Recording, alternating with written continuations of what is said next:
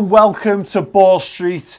Me and Sam are here. We've been told we've got a debate over who's going to finish higher this season.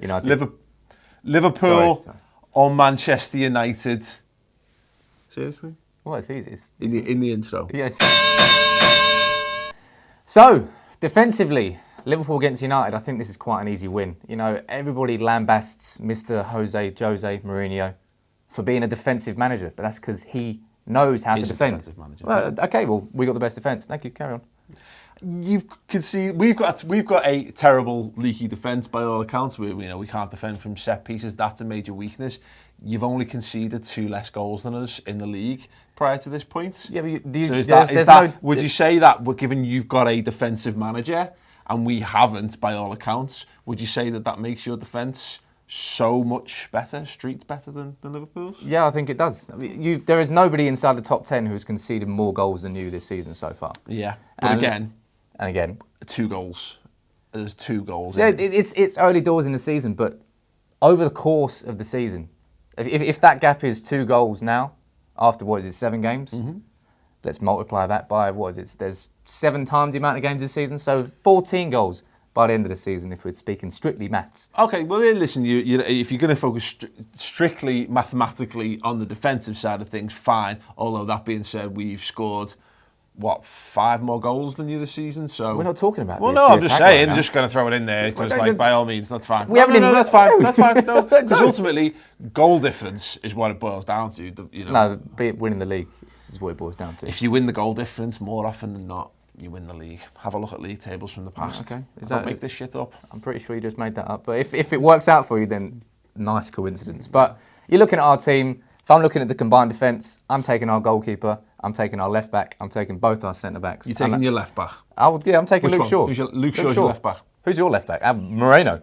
No, it's James Milner. Yeah, I know, but he's not a left back. The same amount of goals as your centre forward. How many penalties have you had this season already? Well, that's 4, to be fair. Well, there you go. But all the same, Right, your right back is the only defender I would take in our team. So Joel Matip, who was, if not the best, the second best centre back in the Bundesliga last season, I'd have him ahead of whatever sad excuse you have for Bailly's partner, whether that's Blint, who's not a defender. Smalling was our best player last season. No, he was quality. Keep repeating that. He was quality. Manchester United. He's the best English Premier. He's the best English centre back in the Premier League. Who have spent all the millions of pounds in recent years. You spent over $250 million from players from Newcastle, Villa, and Southampton in the last few years. Their best player was Chris Smalling.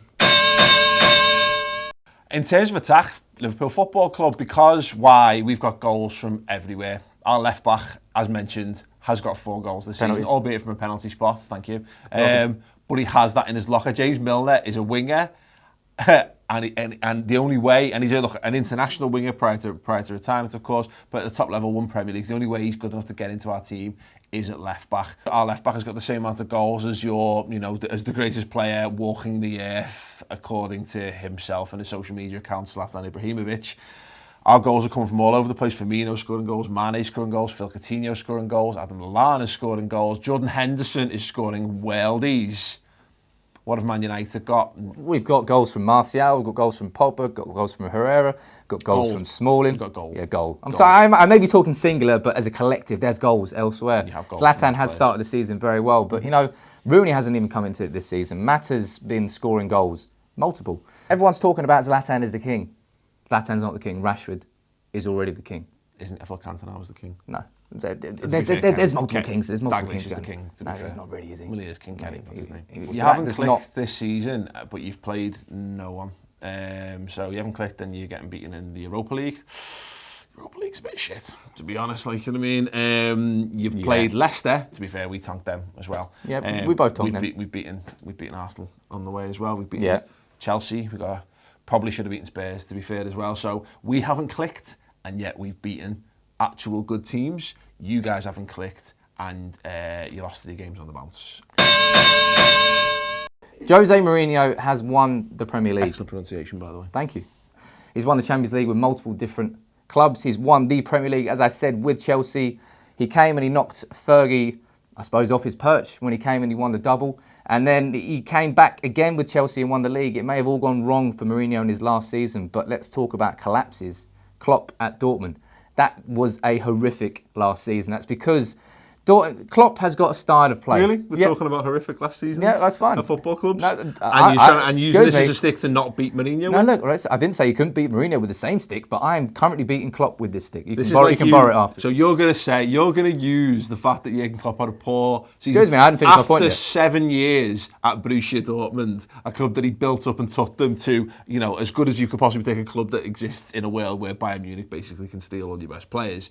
And you're going to say that last season where they weren't great, we're still actually qualified for Europe, whereas a season where Mourinho actually got the boot. He walked away. He walked away. Klopp, his tactics worked up until a point where people realised how to play against him. And as soon as people realised that the opposite of gegenpressing is sitting deep and using that tactic against him, he got found out. He's come to the Premier League, where the Premier League is not used to pressing. How did the Dortmund fans react to him leaving? Were they happy? We're pretty sure they gave him a tremendous send-off and actually created mosaics and banners and stuff, thanking him for his time at the club. Has any club ever been thankful for Jose Mourinho when they've left? Real Madrid fans really like Jose Mourinho? Real Madrid fans are never happy about Chelsea anything. Fans weren't overly happy with him last season. So what's the overarching point you're making here? That Mourinho is a dickhead. So if we're talking about better manager, what's an important key factor in the word manager? It's man. Who's a better man? It's Klopp. Does he even fit with the ethos of Manchester United Football Club? No, because if he did, Alex Ferguson would have picked him as a successor, but he doesn't, because Alex Ferguson thinks he's a dickhead. Who does every fan of every other club in world football genuinely want as their manager? When they put all bias aside, because he's now at Liverpool, everyone wanted Jurgen Klopp. Why? Because he plays an exciting brand of football. He's brilliant as well. He's great entertainment on top of all that. I never said that Jose Mourinho is a nice man. He's a dickhead. I'll agree with you on that. But he's a winner. Shit coat wearing dickhead. No, you've got a real obsession with this coat here. Shit coat wanker. But right, Jose Mourinho is a winner. As I said, he's won. No, he's a winner. He's won things. And lots of things. And Jurgen Klopp, things in multiple divisions for multiple teams. And also in the Premier League. The biggest teams in those leagues at that time as well, with ludicrous sums of money to spend. Who's a better manager? The guy who takes the best players in world football on the biggest wages with the biggest reputations and gets them to do what they should be doing anyway and win stuff, or the guy who takes players out of nowhere, builds them up, turns them into world stars, and is also successful at the same time? Has Mourinho done that? No, he doesn't back youth. Who's the better manager? Doesn't back youth. Rashford. What? Sorry. I'm talking about United. Trying to give credit to Mourinho? No, I'm saying Rashford. I'm saying he's staying in the team. For Rashford. I didn't say for Rashford. I'm saying using Rashford. How many finals has Jurgen Klopp won as a manager? I genuinely don't know. How many finals has Jurgen Klopp lost as a manager? I genuinely don't know. How would I know? Well, he's lost 5. Well, we know because he lost. Why do you know that? Because he lost 2 last year. I fucking watched both of them. Okay, Sam. Well, I did too. But why do you know that? Because I've just done a little bit of research, obviously. But you're talking about who is the best manager. The best manager wins things. Listen, ultimately, who's going to finish higher this season? I don't know. I'm looking forward to watching how it unfolds as the season progresses. But let's be very clear about one thing. Who should finish higher in the league? Manchester United. Ludicrous sums of money. Mourinho went out and went, I need all these things. I need specialists. I need these players. He's gone out, broken the world transfer record or whatever it is for Paul Pogba. Great player. There's no one who doesn't want Paul Pogba. But for that amount of money, fair play, he's got to deliver at that end. Gone and got Zlatan Ibrahimovic. Man United have got probably 3 players who are earning $250,000 a week plus, which puts them all on higher wages than even Liverpool's highest wage earner. Man United are fighting or position themselves in this upper echelon bracket of football, and if they fall short of that in any way, shape or form, it's absolutely disastrous. Liverpool are building for the long term. Man United can't do that because they've got Jose Mourinho.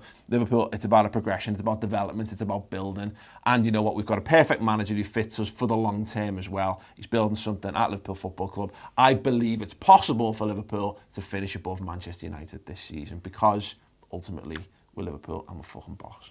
Everybody looks at the money that Man United spend, but it's all completely relative to the situation. The club has got tomato juice sponsors in Kazakhstan, tyre sponsors in Japan. If we're not going to spend that money, then what's the point in bringing that money in? Yes, we've had a bad 3 years since Fergie left, but anybody would struggle after a man who's been in charge of your club for the best part of 3 decades. It's been shit with Moyes, it's been bad with Van Gaal.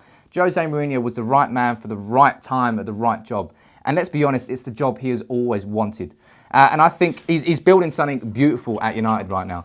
And yes, that last season at Chelsea was a failure, just like Jurgen Klopp's was at Dortmund. But I feel confident now. United fans have had a bad 3 seasons, but it's only 3 seasons. We can look past it. We've got the right players, the right squad, the right manager, and it's all going in the same direction now. And you're talking about how United aren't planning and building towards the future.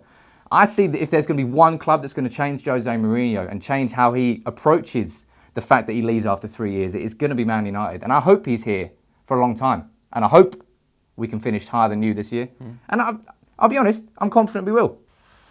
There you go. We've both said our bit, but it's time for you decide. That doesn't make perfect grammatical sense, but you get it. Use the poll cards to vote for who you think comes out on top. If you've got any expanded opinions, leave them in the comments below. Go and subscribe to United People's TV, subscribe to the Redmen TV, and subscribe to the Ball Street YouTube channel.